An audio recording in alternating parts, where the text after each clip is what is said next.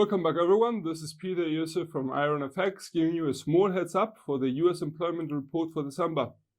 The report will be released tomorrow Friday, the 10th of January at 13:30 GMT time. The forecasts are for the unemployment rate to remain unchanged at 3.5%, the average earnings growth rate also to remain unchanged at plus 3.1% year on year, and the non-farm payrolls figure to drop and reach 164K if compared to November's figure of 266K.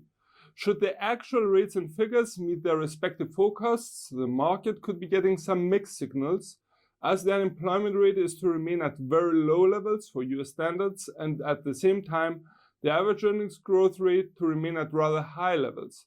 These two indicators could be strengthening arguments for a tight US labor market.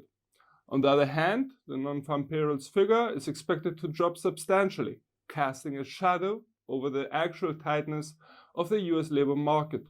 Some correction from last month's high NFP figure could be expected, yet the drop forecasted seems substantial. Also, don't forget that November's unexpected substantial rise was at least partially attributed to the return of formerly striking GM employees to the working population, and the recent weak ISM manufacturing PMI may not be the best news for the manufacturing sector part of the NFP figure.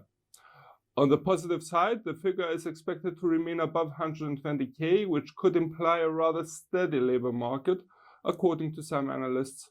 Should the forecasts be realized, overall we see risks for the USD tilting to the downside, attributing a possible bearish reaction mainly on the drop of the NFP figure and a slight market disappointment.